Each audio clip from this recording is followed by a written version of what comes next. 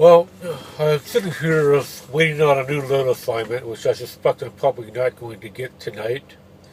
And during the day today, I've been thinking a lot about the Trayvon Martin shooting, and it bothers me a great deal.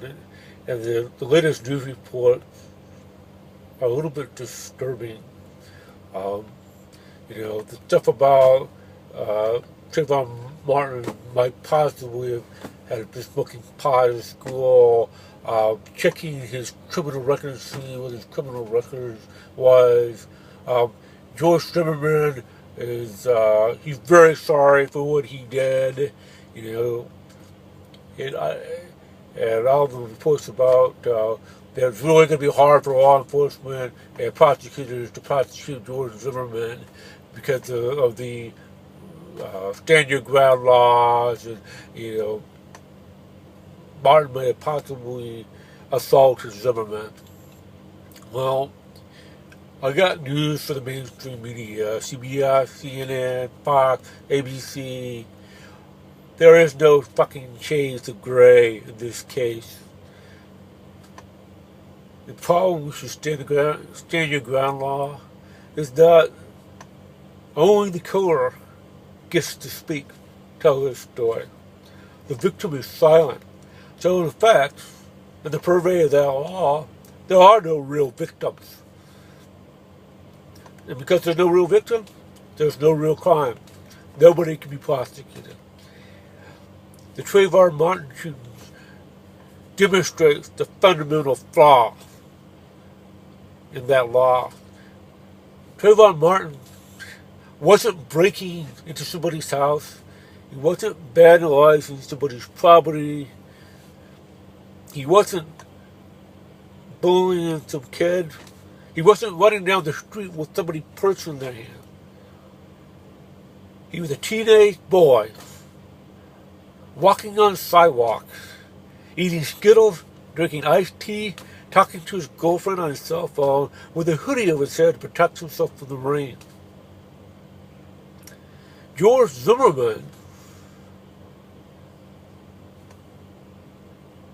wasn't having a beer on his porch, sitting in his chair. He wasn't mowing the yard. He wasn't playing catch with his friend. He was sitting in his vehicle on a street, not near his house, armed with a gun, looking for crime. He was a self-appointed neighborhood watch guy for an unregistered neighborhood watch group. He wanted to be a crime fighter. He wanted to be a hero. And so, of course, he saw crime at every corner because he was looking for it. He wanted it to happen because he wanted to go out there and stop it. He made the choice to follow Trayvon Martin.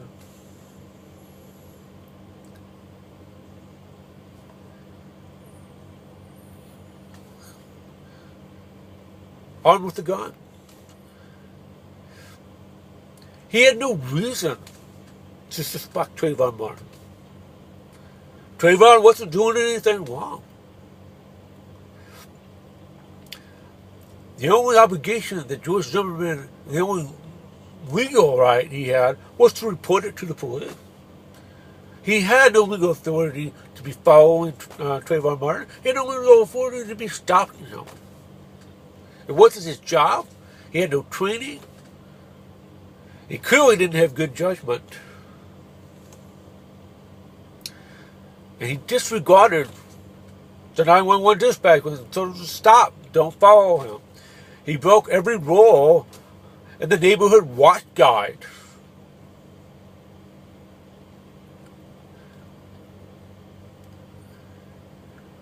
And with Trayvon Martin, what did he see? He saw a man carrying a gun, chasing him. And his first reaction was to walk back and try to get away. He didn't turn around and try to attack George Zimmerman then. He's just trying to get away. And then George Zimmerman claimed they lost him and could move back to his truck. Suddenly Trayvon Martin's there again. And what did Trayvon Martin see? Here's this guy he thought he'd gotten away from. Up there he is again. If I had been Trayvon Martin, I would have been afraid. I would have been frightened. My reaction after trying to get away with the first time is to turn around and defend myself, which is what it appears that Trayvon Martin did. He was defending himself. He had no gun. He had no knife. He had no weapons. And he was defending himself. George Zimmerman shot him. George Zimmerman created the situation. He caused Trayvon Martin's death. He had the gun. He made the decisions. He followed Trayvon Martin when he should not have done so. Trayvon Martin is the victim, and George Zimmerman is the murderer. And that's black and white.